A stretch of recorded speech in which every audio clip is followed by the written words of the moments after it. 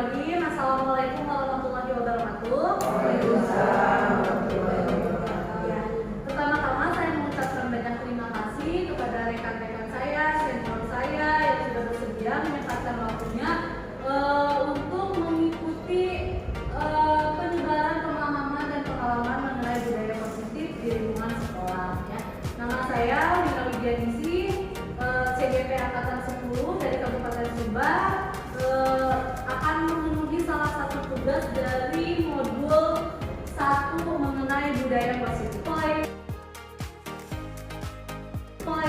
Penyebaran tentang aksi nyata budaya positif itu yaitu keyakinan kelas. Jadi di sini kita berkumpul ada suatu keyakinan atau misalkan nilai-nilai yang kita percaya. Yang pertama, kita berdoa sebelum dan sesudah kegiatan, kemudian berpartisipasi aktif dalam kegiatan, kemudian saling menghormati, boleh makan dan minum ya, sampai harap bisa ya. Dan keyakinan ini nanti boleh ditambahkan sesuai dengan kebutuhan kita ya.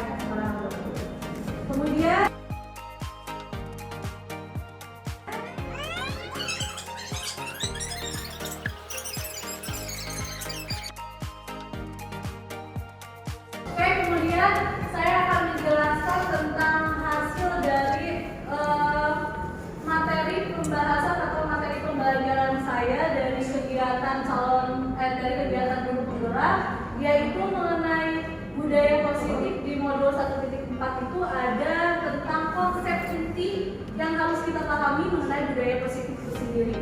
Pertama, konsep inti yang harus kita pahami adalah perubahan paradigma belajar. Kemudian yang selanjutnya disiplin positif, kemudian kebutuhan dasar manusia, motivasi perilaku manusia, posisi kontrol keyakinan kelas, serta yang terakhir adalah segitiga restitusi.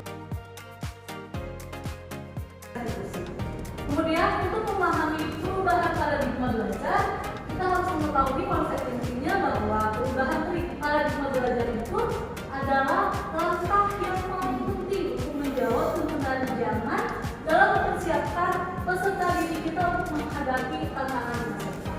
Nah, perubahan ini kita berawal dari pertama itu ada zaman dulu itu tentang berpusat kepada murid, ya. Jadi berpusat kepada guru. Jadi guru itu adalah sebagai subjek, tapi perubahan paradigma belajar yang sekarang itu menjadi berpusat kepada murid. Nah, bagaimana caranya perubahan paradigma ini? Yaitu melalui salah satunya melalui pembelajaran berdiferensiasi.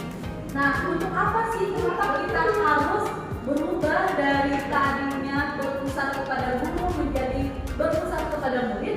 Yaitu salah satunya untuk mewujudkan profil pelajar Pancasila.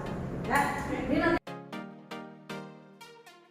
Kemudian ada beberapa miskonsepsi tentang makna kontrol.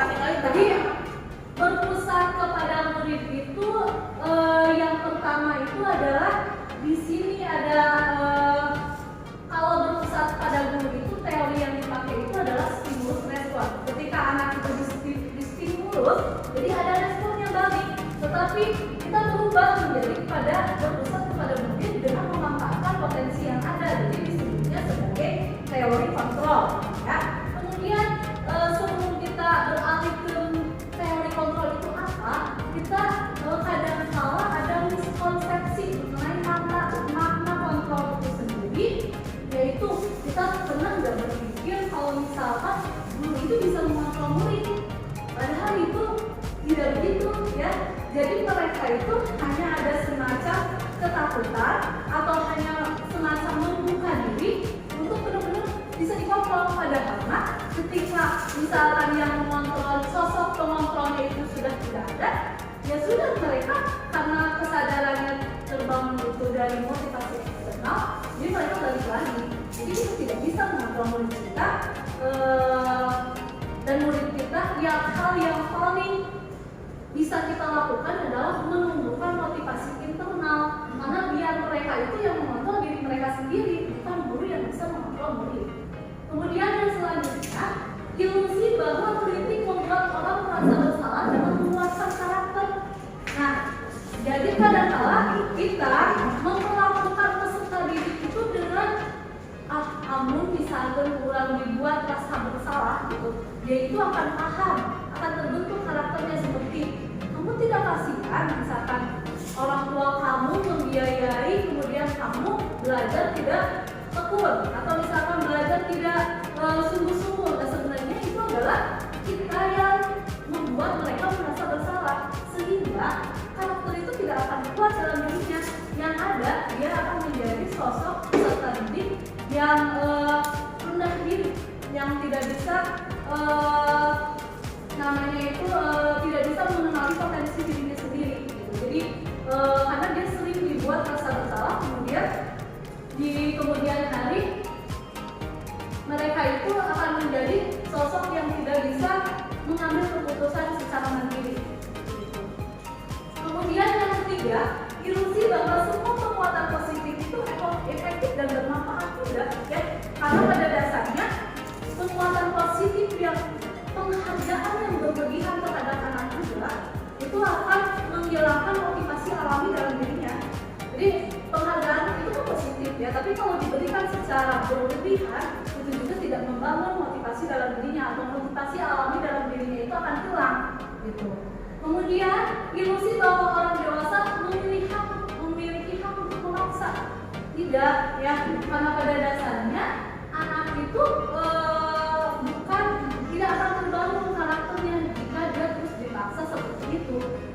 Justru miskonsepsi atau makna dari kontrol ini menyadarkan kita bahwa anak itu yang dimau itu harus kesadaran dalam dirinya atau motivasi yang ada dalam dirinya, bukan dari faktor eksternal seperti kontrol, kemudian dibuatkan secara berlebihan, atau misalkan mereka dibuat dengan rasa bersalah, atau dipaksa untuk menjadi seseorang yang bahkan dirinya juga tidak mengenali sosoknya dia itu seperti apa. Kemudian ini paradigma stimulus respon dan teori kontrol itu apa bedanya? Yang pertama, paradigma stimulus respon itu berkaitan dengan keyakinan bahwa perilaku seseorang sepenuhnya ditentukan oleh stimulus eksternal. Jadi kita harus menstimulus, baru ada respon dari muridnya. Sekarang sudah tidak jalannya seperti itu. Justru sekarang kita beralih ke teori kontrol di mana menekankan pada gagasan bahwa individu memiliki pengaruh dan kendali yang signifikan atas perilaku dan pengalaman mereka sendiri. Makanya itu penting kita melakukan pembelajaran yang berdiferensiasi, karena salah satu makna dari pembelajaran berdiferensiasi itu anak bisa menggali pengalaman sendiri, sehingga pembelajaran bagi mereka itu akan bermakna, kemudian timbul motivasi yang tidak harus didorong, tidak harus dipaksa, tidak harus diberi penghargaan. Seperti itu ya. Itu makanya kita harus berubah dulu ya, dari stimulus respon ke teori kontrol. Kemudian selanjutnya, bagaimana sih seseorang bisa berubah dari paradigma stimulus respon ke teori kontrol? Nah, ini saya mengutip dari salah satu ahli bahwa bila kita ingin membuat kemajuan perlahan, sedikit-sedikit ubahlah sikap kita atau perilaku kita. Berarti ketika kita sudah menuju kerangka acuan itu sudah benar, ketika kita mau maju ya ubahlah sedikit-sedikit. Tapi kalau ingin memperbaiki cara-cara yang utama, kita itu perlu mengubah kerangka acuan kita dari stimulus respon ke teori kontrol, gitu ya. Jadi kita belum bisa membuat kemajuan perlahan ketika kerangka acuan itu masih stimulus respon, bukan teori kontrol, gitu ya. Kemudian ubahlah bagaimana Anda melihat dunia, bagaimana Anda berpikir tentang manusia, ubahlah paradigma Anda, skema pemahaman dan penjelasan aspek-aspek tertentu dalam realitas. Oke, kemudian perubahan paradigma. Nah, ini lebih dirincikan lagi ketika stimulus respon itu adalah realitas atau kebutuhan kita sama. Tapi secara logika kebutuhan kita tidak sama ya. Seseorang peserta didik tidak mungkin misalkan 36 siswa dalam kelas itu memiliki kebutuhan yang sama. Kita itu makanya kita harus beralih ke teori kontrol bahwa kebutuhan setiap orang itu berbeda-beda, sehingga kita tidak semua orang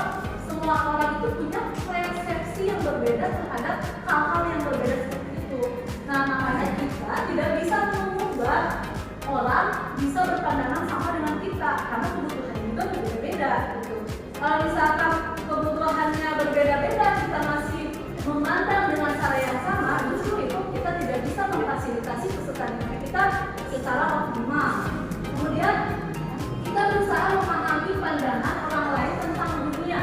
Perilaku buruk dilihat sebagai suatu kesalahan. Ketika kita misalkan ada orang yang melakukan kesalahan atau keburukan, hal yang paling utama dilihat itu, oh dia salah. Padahal kita tidak tahu bahwa dengan melakukan kesalahan itu adalah sebuah pembelajaran. Itu teori kontrol. Kalau respon ya dulu kalau orang melakukan salah ya salah. Tapi kita lebih kalau teori kontrol lebih kita melakukan kesalahan berarti kita melakukan belajar dari kesalahan itu. Kemudian orang lain bisa mengontrol saya karena dulu stimulus respon gitu.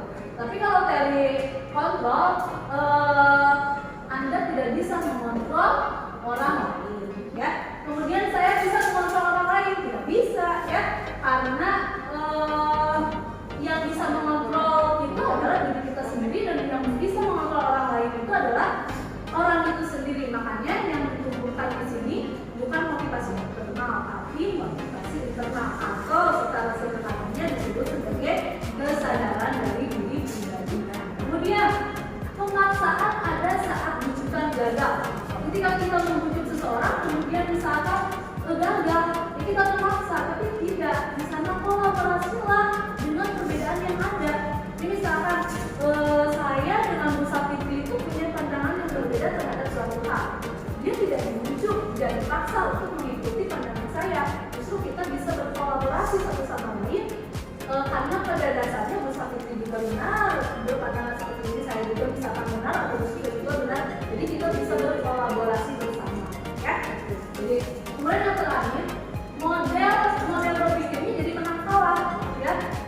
Kemudian kalau misalkan dari teori kontrol menjadi menang-menang atau win-win karena kita bisa berkolaborasi baik dengan orang-orang.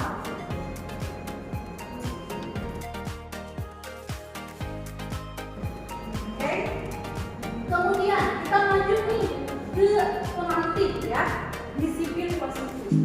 Kita membayangkan bahwa apa sih yang bisa terjadi ketika semua peserta didik di lingkungan sekolah itu disiplin. Kita bisa membayangkan bagaimana anak-anak kita disiplin di sini.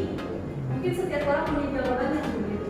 Kemudian siapa yang bertanggung jawab atas kedisiplinan peserta didik?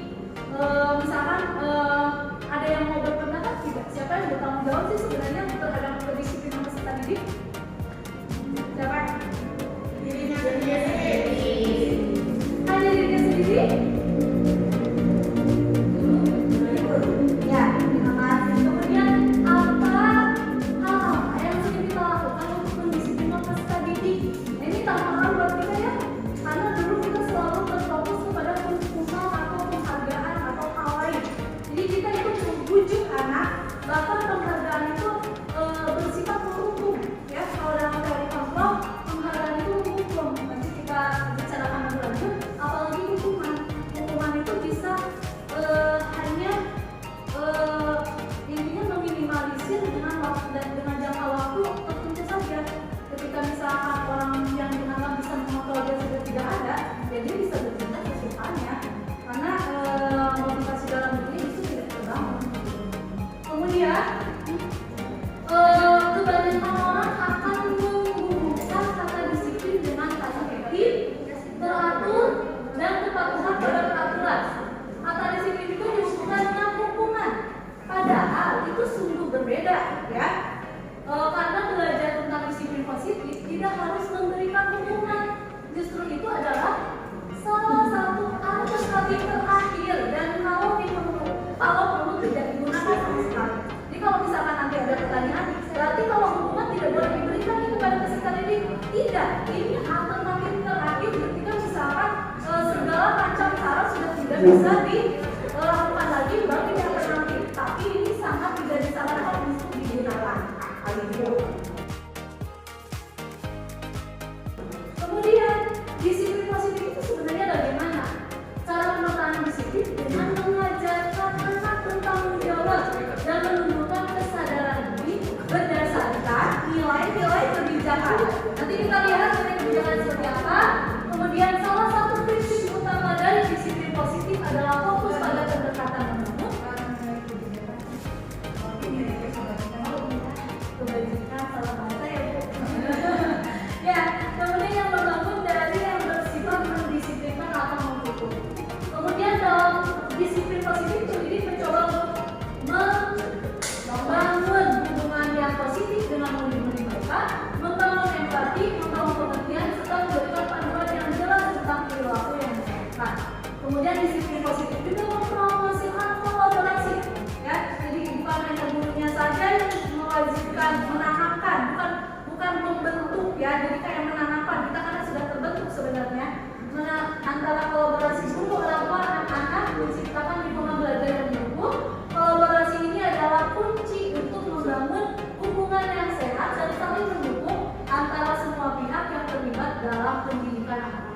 pendidikan anak-anak itu tidak bisa diciptakan oleh seorang guru saja, tetapi semua pihak, termasuk orang tua dan pribadi anaknya itu sendiri. Kemudian tadi ada nilai kebajikan itu apa saja? Nilai kebajikan ini adalah nilai yang disepakati terlepas dari suku, bangsa, agama, bahasa maupun latar belakangnya. Di mana yang saya ambil contoh itu ada nilai kebajikan dari Profil Pelajar Pancasila, dari Ibo Primary Years Program atau PYP atau keterampilan hidup atau life skill. Apa saja sih yang misalkan ini dalam agama manapun, dalam suku bangsa manapun, atau latar belakang manapun, semuanya serentak. Kalau bagaimana bertakwa kepada Tuhan Yang Maha Esa dan berakhlak mulia itu adalah nilai-nilai yang harus diterapkan kepada peserta didik atau lebih ke individu. Gitu ya, kalau peserta didik saja kita juga sebagai guru masih harus terbangun. Berkepentingan global, gotong royong, mandiri, kreatif, dan berjalan kritis. Kemudian dari PDP, toleransi, rasa hormat, integritas, mandiri, menghargai, antusias, empati, ingin tahu, kreativitas, kerjasama, percaya diri, dan komitmen. Kemudian yang terakhir, keterampilan hidup atau life skill itu seperti apa yang diharapkan? Peserta didik itu dapat dipercaya, lurus hati, pendengar yang aktif, ya. Kemudian tidak merendahkan orang lain dan memberikan yang terbaik dari diri. Nah, ini kenapa bisa disebut sebagai nilai-nilai kebijakan? Karena dalam latar belakang belajar bahasa dan suku bahasa manapun ini sama, ya. Kemudian lanjut, refleksi yuk, ya. Apa yang mendasari Bapak Ibu mengangkat PPN? Kemudian jika tidak ada info, maka Bapak Ibu akan ke sekolah tepat waktu. Kemudian selanjutnya, jika lokasi kurikulum tidak mengingatkan mengenai kondisi aktif dan PMK, apakah Bapak Ibu akan melengkapinya? Ya, refleksikan aja dalam diri Bapak Ibu, ya. Apakah motivasi yang terbangun untuk KIMO, melengkapi PMN dan PTNK itu sudah motivasi dalam diri atau ada motivasi lain, ya? Maksud saya motivasi lain. Tidak perlu diungkapkan refleksi itu. Boleh, Bu Neni? Silakan. Saya melakukan program PPN dan mengerjakan IMO juga ini dari data karena saya sebagai ASN yang sudah mendapatkan apresiasi dari negara, jadi harus mengerjakan seluruh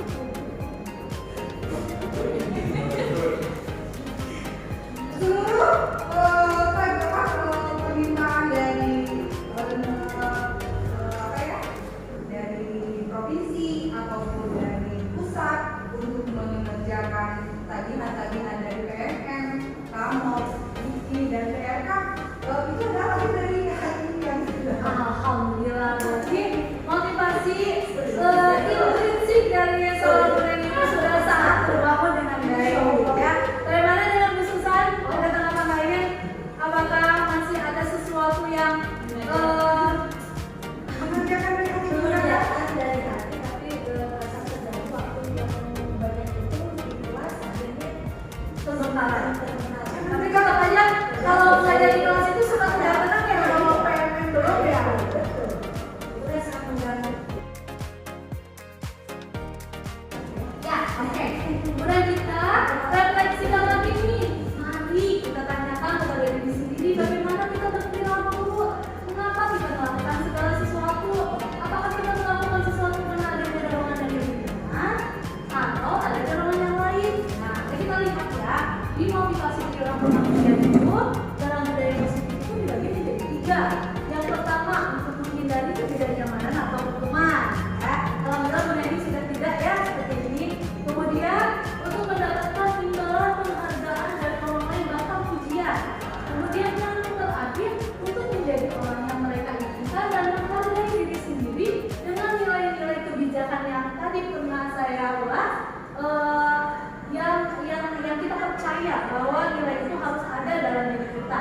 Nah, kalau misalkan Bapak Ibu di dalam dirinya ketika melakukan sesuatu itu baru ada untuk menghindari ini atau mendapatkan imbalan atau penghargaan atau rasa tidak enak tidak mengerjakan, tapi sebenarnya itu motivasi dalam diri Bapak Ibu itu masih motivasi eksternal gitu. Jadi belum menghargai diri sendiri, belum menghargai nilai-nilai yang ada dalam diri kita gitu. Jadi kalau misalkan dua ini masih eksternal, tapi kalau misalkan udah ingin menghargai diri sendiri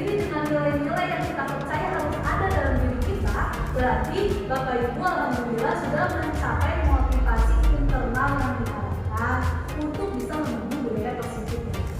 Ya. Kemudian koneksi materi dulu ya, ini koneksi materi tahap awal aja. Tujuan dari disiplin positif itu menanamkan motivasi yang ketiga, yang tadi saya ya. Yang ketiga pada murid-murid kita yaitu untuk menjadi orang yang mereka inginkan, menghargai diri dengan nilai-nilai yang mereka percaya. Ketika murid-murid kita memiliki motivasi tersebut, mereka telah memiliki motivasi intrinsik dibangun atas dasar kesadaran sendiri yang berdampak jangka panjang. Jadi kalau misalkan penghargaan, imbalan, hukuman, rasa tidak enak itu hanya jangka waktunya pendek gitu. Ketika misalkan mereka sudah tidak dididik lagi sama Pak Andri, Bu Neni atau Bu Sakiti, ya mereka lepas begitu saja kayak sudah lepas nih dari ikatan kontrolnya. Tetapi ketika kita yang dibangunnya itu intrinsiknya atau kesadaran diri, tentu jangkanya panjang gitu, bahkan mungkin seumur hidupnya akan menerapkan nilai-nilai kebajikan yang mereka percaya gitu ya. Mereka akan tetap berperilaku baik dan berlandaskan nilai kebaikan karena mereka ingin menjadi orang yang menjunjung tinggi nilai-nilai yang mereka hargai, sehingga individu itu menjadi individu yang berharga, mengetahui potensi diri dan bisa menghargai orang lain. Oke, kemudian bagaimana sih cara kita sebagai guru untuk menanamkan disiplin positif pada murid-murid kita? Yang pertama, Bapak Ibu harus memahami kebutuhan dasar manusia. Di mana kebutuhan peserta didik atau kebutuhan manusia atau kebutuhan individu itu ada 5. Yang pertama ada bertahan hidup, ada kasih sayang dan rasa diterima, ada kebebasan, ada kesenangan, dan ada penguasaan. Dengan kita mengetahui kebutuhan dasar peserta didik kita akan bisa merangkul dengan cara menanamkan disiplin positif tersebut. Jadi setiap anak itu kadang-kala tidak komplit datang ke kelompok sekunder di sekolah. Tidak komplitnya itu akal mereka itu kebutuhan dasar di keluarganya itu tidak terpenuhi. Entah itu dari bertahan hidupnya, entah itu dari kasih sayangnya, kesenangan, bahkan mereka tidak merasa dihargai di keluarga. Sehingga sudah ketika mereka masuk usia sekolah, kita itu masih harus bisa memahami kebutuhan dasar mereka. Itu ya. Kemudian ini setelah memahami kebutuhan dasar, kita juga harus tahu dunia berkualitas anak. Apa sih Bu dunia berkualitas anak itu? Dunia berkualitas adalah tempat khusus dalam pikiran anak kita ya, peserta didik kita, tempat menyimpan gambaran representasi dari semua yang diminta, bisa berisi orang-orang, hal-hal apa saja yang terbaik dalam hidup Anda, membuat Anda merasa bahagia terpenuhi dalam kebutuhan dasar. Jadi setiap individu itu punya apa yang namanya dunia berkualitas. Nah, dunia berkualitas mereka itu ada dalam pikiran mereka sehingga dimensinya itu lebih sedikit dibanding yang lain. Ini hanya yang penting saja, hanya yang berharga saja, hanya yang terkenal di dalam hidupnya.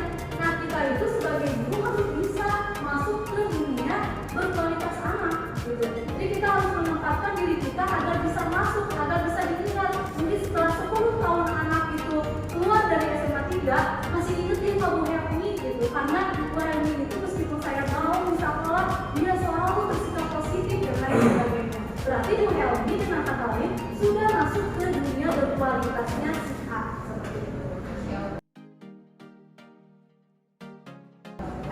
Kemudian contoh kasus Bimo, seorang anak TKB, selalu berlari keluar kelas menuju jalan raya di depan sekolahnya yang ramai dengan kendaraan. Tingkahnya membuat guru Bu Ani bingung dan sering lari mengejarnya. Ada beberapa kemungkinan yang jawaban diberikan oleh Bimo.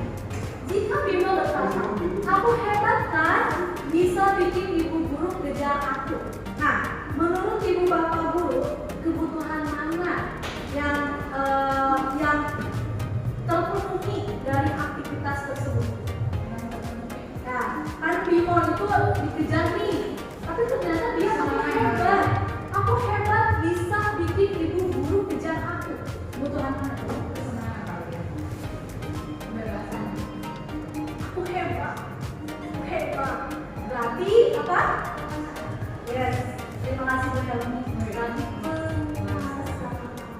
Jadi dia kurang dihargai di keluarganya, kurang dianggap keberadaannya sehingga dia di sekolah itu bisa menguasai gurunya seperti itu. Padahal gurunya itu pusing ini ya. Dia lari-lari terus tapi dia puas karena merasa hebat dikejar-kejar oleh guru. Itulah yang harus kita lihat dari anak didik kita, kebutuhan dasar mana yang sebenarnya belum terpenuhi. Kemudian ada hukuman bersifat tidak terencana.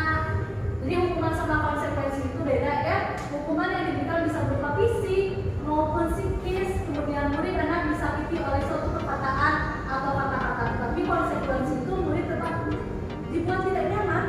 Tapi dibuat tidak nyamannya dalam jangka waktu yang pendek. Bayangkan oleh Bapak Ibu, ketika Bapak Ibu usia prasekolah di SD atau di SMP pernah nggak ada kata-kata guru yang kena, entah itu pengalaman positif, entah itu pengalaman negatif. Misalkan saya itu misalkan pik aku bau itu tuh bisa terkenang sepanjang hidupnya. Berarti itu udah masuk ke mereka itu ke sini. Jadi perbuatan kata-katanya masuk ke dunia berkualitasnya. Jadi terkenang jadi sifatnya dendam. Tapi kalau konsekuensi mereka itu jangkanya pendek, tahu karena saya misalkan telat, saya misalkan keluar lebih lama dibanding orang lain. Itu karena mereka udah sepakat di awal. Bentuk-bentuk konsekuensi dibuat oleh pihak guru dan diketahui oleh semuanya. Nah, contoh kasus lagi ya. Saat ulangan harian sosiologi, Amira ketahuan mencontek. Ketika Amira berlari di keliling lapangan basket, dengan Amira diharuskan mengulang ulangan harian setelah jam pulang sekolah. Menurut Bapak Ibu mana yang hukuman, mana yang konsekuensi? Dua konsekuensi, satu. Good, ya. Jadi kalau misalkan hukuman itu tidak relevan, nah hubungannya pelajaran sosiologi berlari di keliling gitu ya. Kalau misalkan Amira itu misalkan mereka lagi pelajaran olahraga, jadi bisa relevan, bisa berlari dulu karena untuk pemanasan. Tapi untuk pelajaran sosiologi tidak membutuhkan lari 5 keliling, justru mereka akan lebih telat. Gitu. Mereka bisa mengulang-ulangan harian setelah jam pulang sekolah, yaitu konsekuensi yang mereka harus dapatkan. Jadi hal yang sederhana antara konsekuensi dan hukuman itu adalah logis dan logisnya. Artinya kalau misalkan kasih anak budak di di kuet di 2 jam itu logis, namun gitu ya.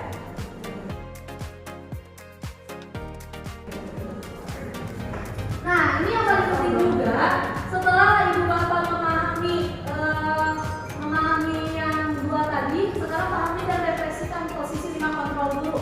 Yang pertama penghukum, ada suara tinggi, bahasa tubuhnya beda, kemudian mata melotot, jari menunjuk-nunjuk dan menghardik. Kemudian kalau pembuat rasa bersalah ada suara mengemas, halus, bahasa tubuh merangkak pada anak, kemudian mesum. Kemudian teman ada suara lama, akal dan bercanda, bahasa tubuh merapat pada murid, mata dan senyum jenaka. Kalau pemantau ada suara datar, bahasa tubuh yang permak. Nah, kalau manajer ada suara tulus, bahasa tubuh tidak kaku, mendekat ke murid. Nah di sini kalau misalkan Bapak Ibu posisinya itu masih ada penghukum, pembuat rasa bersalah dan teman, ini ada 2 aja dulu, penghukum sama pembuat rasa bersalah. Ini adalah sikapnya tidak positif atau negatif ya. Jadi pengalaman yang anak dapatkan itu akan negatif ya.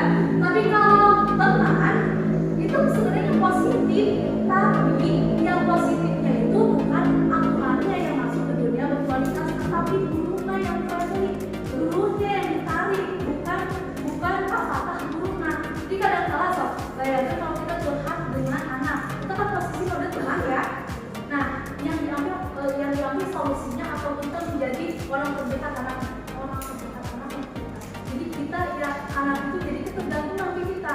Jadi positifnya itu ya, tapi negatifnya itu kita yang ditarik. Kita jadi memenuhi kebutuhan hidupnya, kita jadi tempat segala macamnya, kita menjadi tempat kebohongan, kita menjadi dimanfaatkan. Itulah yang terjadi. Makanya hati-hati dengan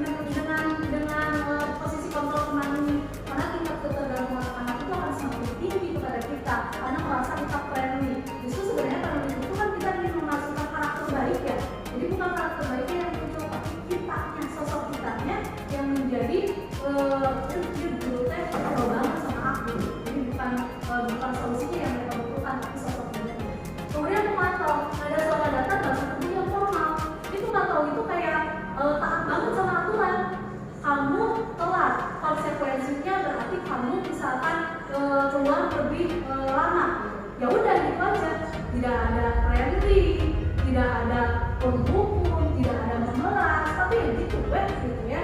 Tapi yang paling ideal sekali adalah posisi manajer, yaitu posisi manajer itu nada suaranya tulus, bahasa tubuh tidak takut mendekat ke murid. Tapi posisi manajer itu harus sudah bisa paham tentang pemahaman dan kemampuan dulu.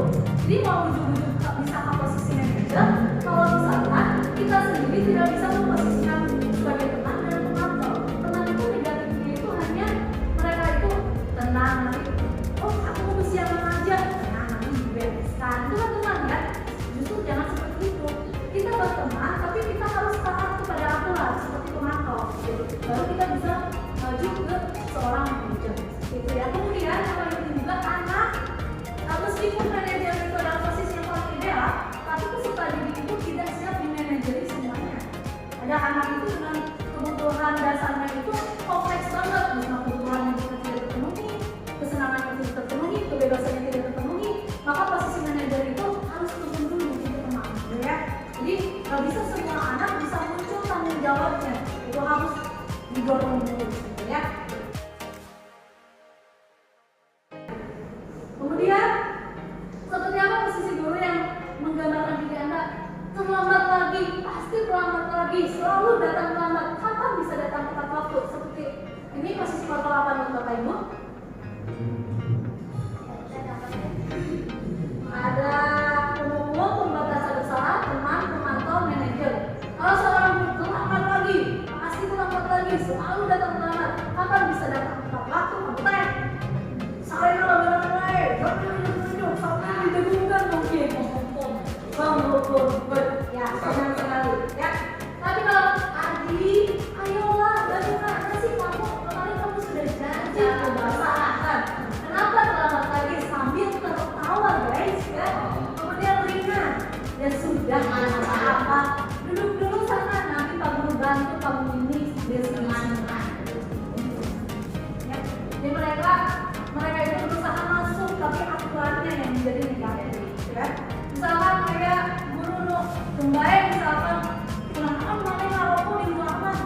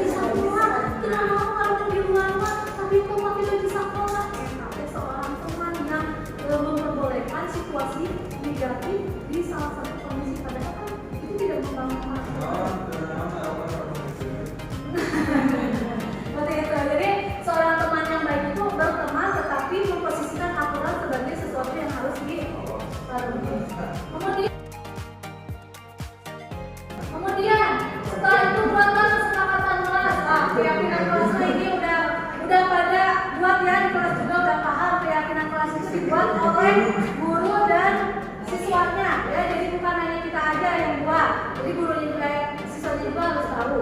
Oke. Nah ini yang paling menarik dalam hal ini adalah situasi. Jadi suatu proses dialog yang dijalankan oleh guru atau orang tua akan menghasilkan murid yang mandiri dan bertanggung jawab. Jadi intinya dari disiplin positif, dari modul budaya positif itu adalah menumbuhkan motivasi dalam diri, kesadaran diri, sehingga si murid itu bisa bertanggung jawab atas kesalahan atau perilaku yang mereka perbuat. Jadi bukan karena penghargaan, bukan karena hukuman, bukan karena apa-apa, karena hal itu jangka waktunya pendek. Kamu sudah tidak sama guru ini lagi atau sudah tidak di SMA 3 lagi, ya itu tidak berlaku karena mereka motivasinya eksternal. Tapi kalau misalkan kesadaran diri atau motivasi fisik yang ditumbuhkan, ya mereka akan menjadi pribadi yang bertanggung jawab atas dirinya sendiri. Walaupun manusia itu tidak luput dari salah, tapi yang paling penting kita bisa memperbaikinya di kemudian hari, gitu ya. Dan lanjut. Nah, segitiga restitusi itu ada 3. Ini adalah tahap yang paling mungkin Bapak Ibu juga sering ya. Yang pertama, kita harus menstabilkan identitas, validasi tindakan yang salah, dan menanyakan keyakinan. Jadi kalau kita ingin melakukan restitusi, kita harus membuat keyakinan dulu bersama anak di kelas, gitu ya. Di langkah pertama harus buatkan keyakinan supaya anak itu tahu nilai-nilai kebajikan mana yang harus diterapkan. Nah, menstabilkan identitas itu berdasarkan prinsip membuat kesalahan adalah bagian dari proses pembelajaran.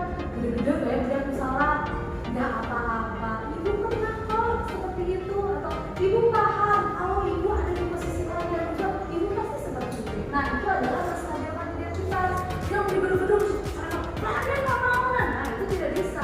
Jadi menstabilkan identitas itu tujuannya menggeser identitas gagal karena melakukan kesalahan menjadi identitas sukses karena stabil identitas, karena setiap prinsipnya di validasi tindakan yang salah itu, setiap perilaku yang dilakukan anak itu adalah mereka berupaya memenuhi suatu kebutuhan tertentu dari kebutuhan yang tidak ada. Mengenali dan mengerti kebutuhan murid akan memperbaiki hubungan murid. Yang terakhir adalah murid akan diberi pertanyaan bermakna untuk memunculkan motivasi secara induktif mampu mengaitkan keyakinan dengan tindakan yang salah. Jadi misalkan sudah distabilkan identitasnya, sudah divalidasi hal yang salahnya, tanyakan, ada nggak keyakinan yang kamu ingkari, atau ada nggak keyakinan yang kamu ingkari? Oh iya Bu, sehingga solusi kalau kita melakukan segitiga restitusi itu, solusi bukan ada dari apa? Bukan ada dari kita, tapi dari anak. Kemudian di kemudian hari mereka bisa bertanggung jawab, di situ tidak ada kita, ya. Terlihat dalam catatan bahwa mereka sudah beberapa kali juga menguraikan kewajiban tersebut.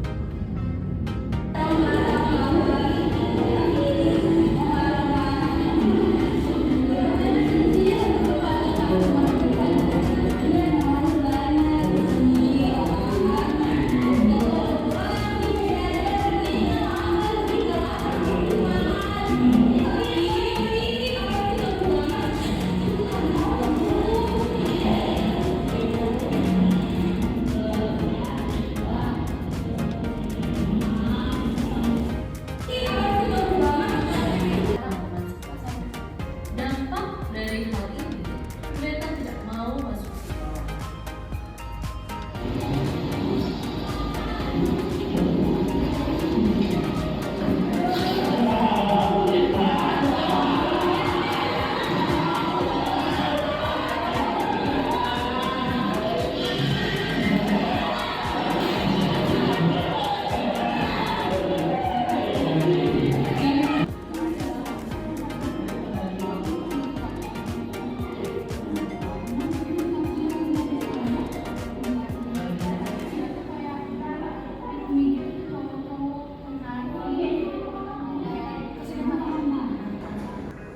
Lanjut, kesimpulannya, seorang guru yang baik harus memiliki kemampuan dalam mewujudkan budaya positif di sekolah.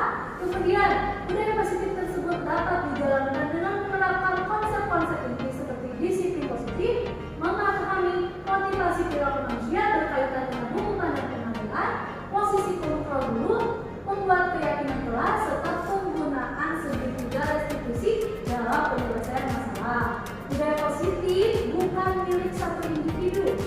tapi semua